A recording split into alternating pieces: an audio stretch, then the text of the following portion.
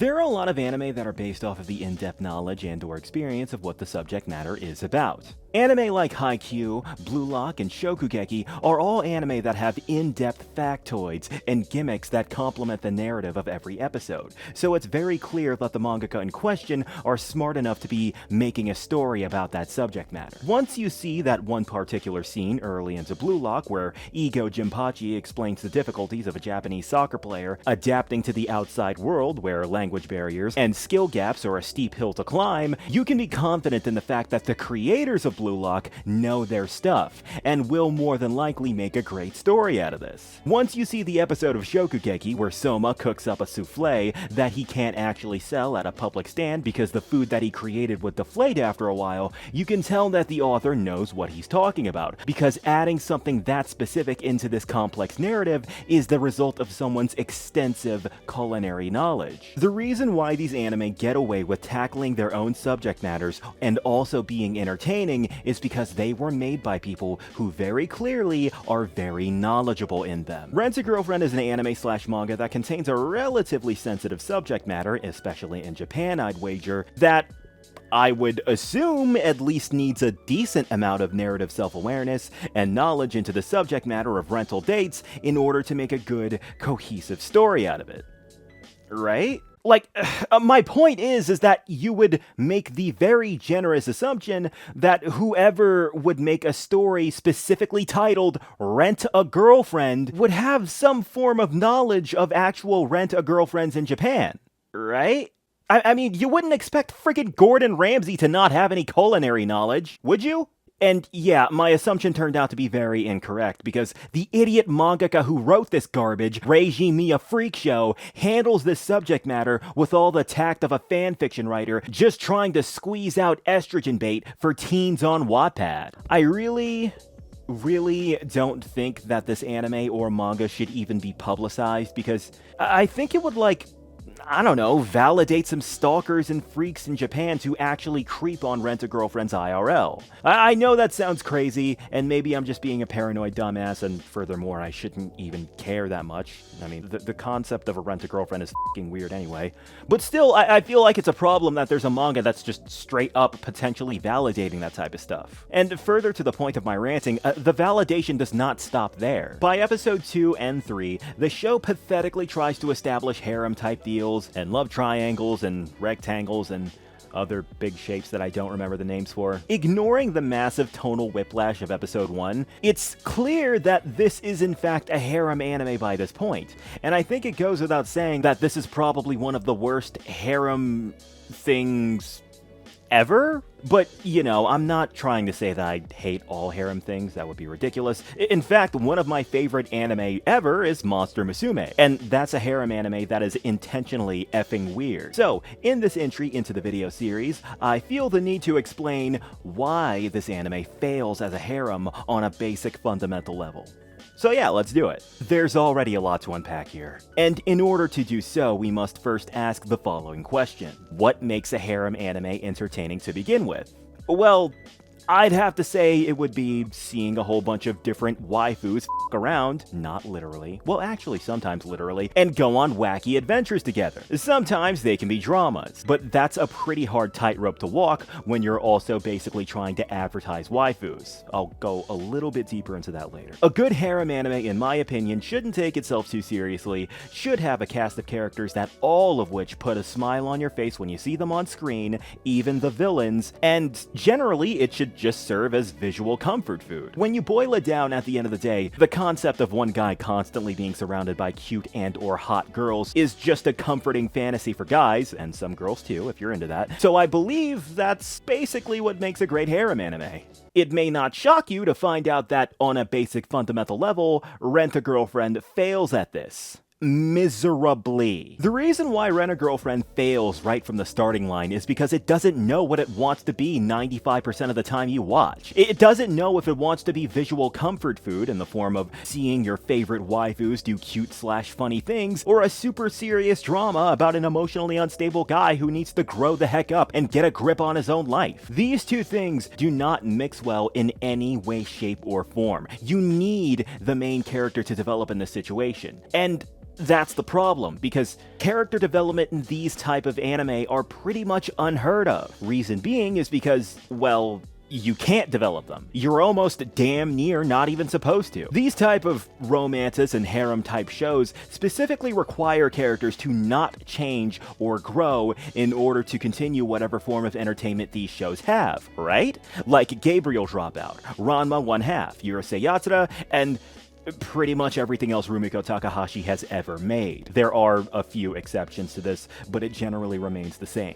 Usually the reason why most manga and anime creators get away with these type of never-ending harem and romance BS plotlines is because while the personalities of these characters never change, it doesn't matter, because the characters are, you know, likable?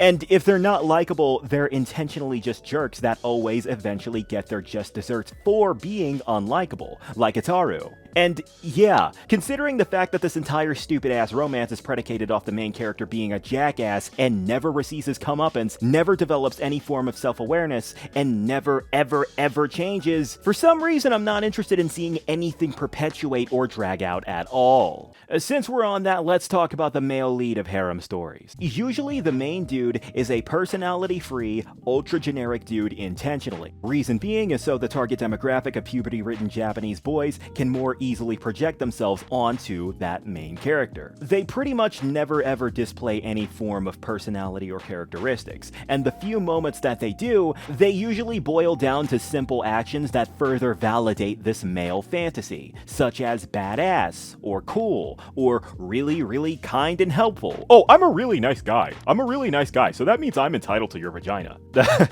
So yeah, about Kazuya. The issue about this guy is not that he is a spineless bitch. The real issue is that he's a spineless bitch, but at the same time, the guy never develops anything past that, since you're not supposed to, because you're not supposed to develop characters in this genre of anime. And as the episodes progress and you continue to see this guy acting like an emotionally unstable furry on Discord vent chat, it seems less like he's a character going through turmoil and more like a manipulative tool, intentionally trying to start a pity party for himself so he can continue to have cute girls surround him all the time. I mean, look at what's happening in episode 3. By that episode, they introduce Mami, who's Kazuya's original girlfriend that caused him so much emotional distress in the first place. After Chizuru meets her, Kazuya goes right back into being an emotional train wreck. All I did was make everything worse. Why do I get so messed up over something that's in the past? And dragging you into everything and hurting your feelings? I'm so sorry, Mizuhara. Something is wrong with me. I'm just so pathetic. I am. Look at me, Chizuru, feel sorry for me. Look how much of a loser I am, Chizuru. I'm gonna start cutting myself if you don't send me nudes. He did not say that. He didn't say that. I'm just joking. But that's the vibe you get. You know what I mean? That's the vibe. It feels like this show is just specifically designed to validate that beta male incel manipulator behavior, you know what I mean? And just to reinforce that statement, in the very next episode after this moment, you very clearly see him trying to manipulate Chizuru verbally. Okay, that's a relief. Huh? Yeah, sure. Mommy and I are actually getting pretty cozy again right now. I think there's a decent chance we might even get back together. Oh, well, I guess that's good news. I mean, you were just a rental girlfriend after all, so it's not like me telling you about her would make you jealous or anything. And anyway, you and I still have our regular Wednesday session to go see my gran, right? I was worried that you might get upset about Mommy, but I can tell you're being super chill about the whole thing. I actually have been receiving comments from people in part 1 telling me that they somehow learned that this anime is very popular for Reddit users.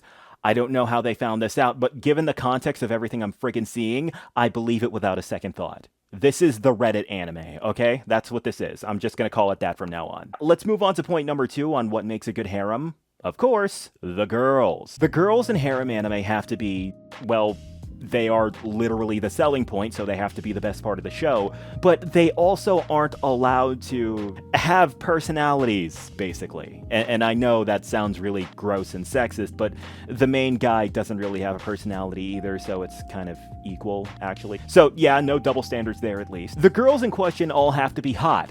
and also be hot for their own unique reasons. These reasons usually boil down to basic tier anime cliches such as the short-tempered one, the big boob one who acts like she is not aware of how big her boobs are, the nerdy girl, the lolly, and so on. They pretty much always have candy-colored hair in varying palettes that help you remember which girl is which and does what. Does Rent-a-Girlfriend do this? Yes, but as I'm sure you guessed, they don't do it well. Our main girl Chizuru essentially starts off as a victim of the MC's douchey actions, as we established previously, and the vibe between the two only get worse as the episodes progress. After a while, she straight up feels nothing like a potential love interest, and more like a perpetually annoyed mother figure that has to constantly console and kiss Kazuya's ass whenever things don't go his way when she's forced into being around him. And that goes back to what I was saying about the MC. Like, I feel like this shit really does validate that simp-ass nice guy mindset where a dude like just acts all emotionally unstable to force girls to hang around him. Like that pity party shit, you know what I mean? No wonder this garbage is allegedly popular via Reddit users. It makes perfect sense when you think of it. But yeah, the other girls. There's also Mommy, who is a very special case. Okay, so like I said, she's the first girl that Kazuya got with,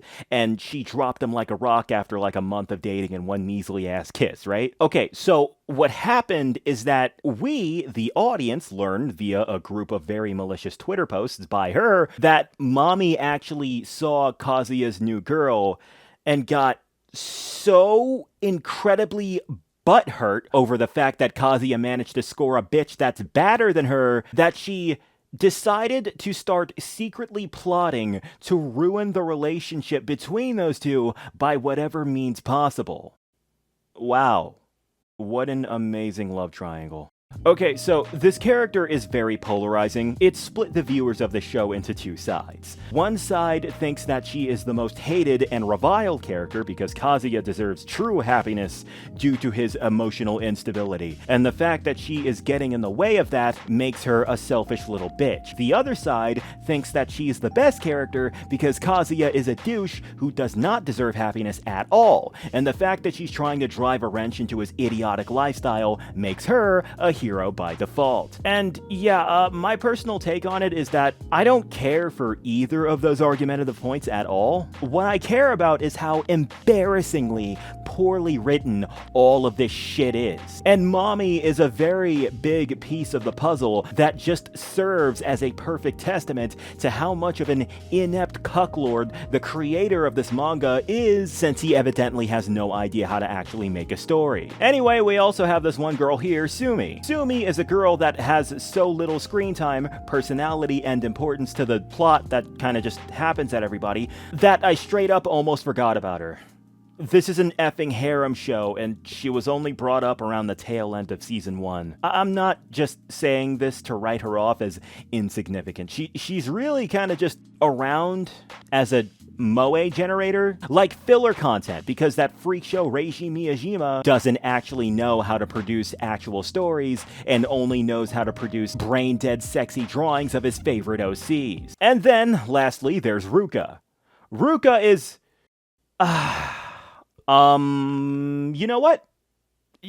Never mind. I'm not going to say anything about her. I'm going to go dedicate an entire video to her later. I need to. Just know that it's bad.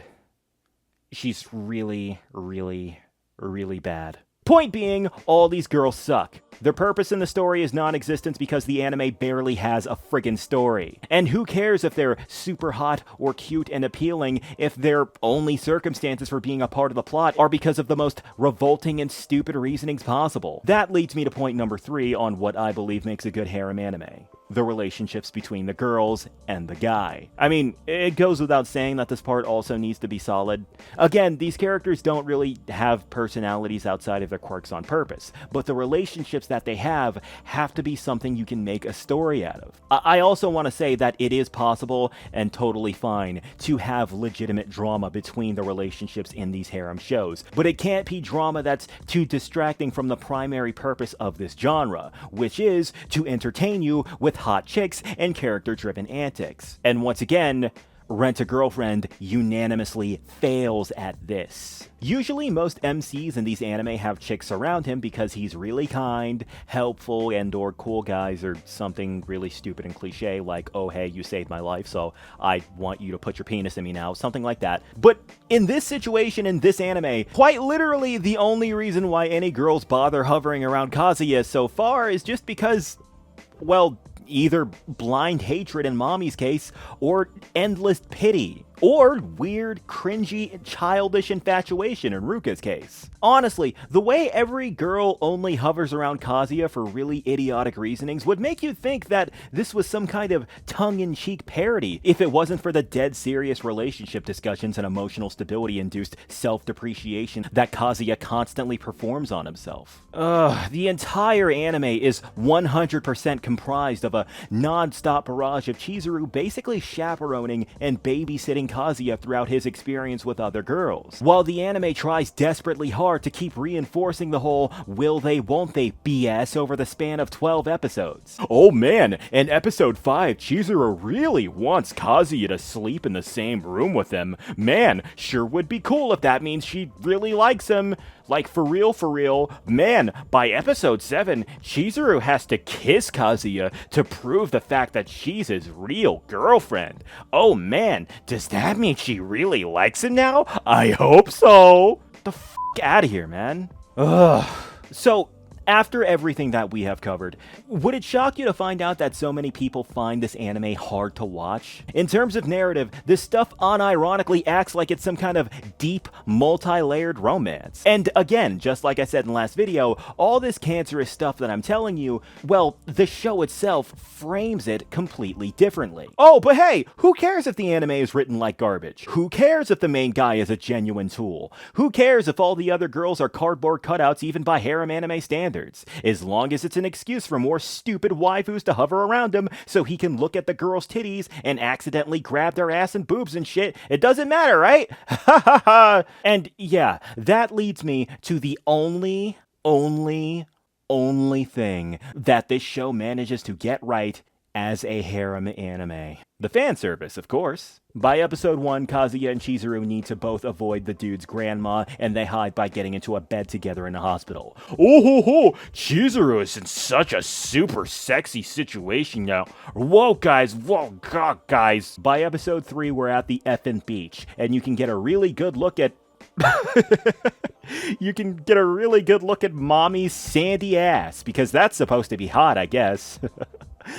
Oh yeah, that's right. Did I even mention that? They had their stupid ass cliche fan service beach thing on episode 3. 3, dude. The story just got started, and they didn't even introduce the other 2 girls of this stupid show, and we're already going to the beach to expose the bodies of our favorite waifus. Like, why should I even care? Then I'm seeing these girls half naked, and we know nothing about them. By episode 7, after Ruka is introduced, Kazuya inexplicably accidentally grabs her boob. And yeah, I think you get the point. The story is garbage, the characters are revolting, almost everyone is a douche, it's manipulative, it's really freaking hard to watch because of how much toxicity is all over this show. But hey, who gives a f? The art style's really good, and I get to see the pretty girls and the big boopa, so it's good now, lol. Like, look, it's a harem anime. The whole point is to advertise the girls, but when the only good core thing is the hot girls, and those hot girls are surrounded by all this degenerate shit, who cares, man? Who cares? This anime just disgusts me, man. It really does. Like, the fact that it does nothing right, literally nothing correctly, aside from boobs and sex appeal, and despite the disgusting context that's constantly revolving around those boobs, people still shrug it off and think that this dog water is some fun and exciting TV series. It makes me legit sick to my frickin' stomach. Honestly, this anime reminds me of Boyfriends on Webtoon, you know? In the sense that the show is trash, but thanks to its nifty art style and aesthetic, it is unwittingly precisely designed to attract as many of the lowest common denominator as possible when it comes to its target demographic. Look, life's not fair, I get it. but I really feel like garbage like this should just get one season and just be forgotten forever, because there are a lot of other really, really good anime that never got a fucking season 2. Monster Musume never got a season 2. BNA never got a season 2. Ishizoku reviewers, no season 2 for you. Gabriel Dropout, nope, you don't get shit.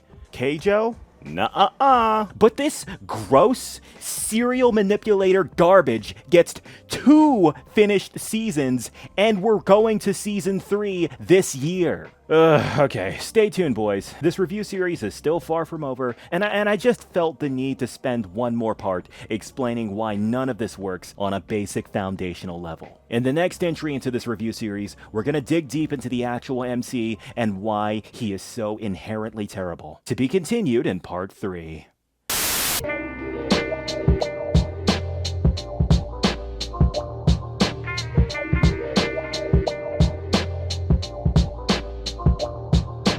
Let's get to the Patreon roll call. My $10 supporters are Cute Eater, Jack G, Joseph Vincent, Sar Bombaclat, Procrastinator Dave, Skyer, Syndrin7, and Stormy Knight. And of course we have our $5 supporters. They are appreciated just as much as our $10 Patreons. If you'd like to be in the credits of my videos as well, just catch me on patreon.com/blacklightjack. Thanks for watching, everybody. We'll see you next time.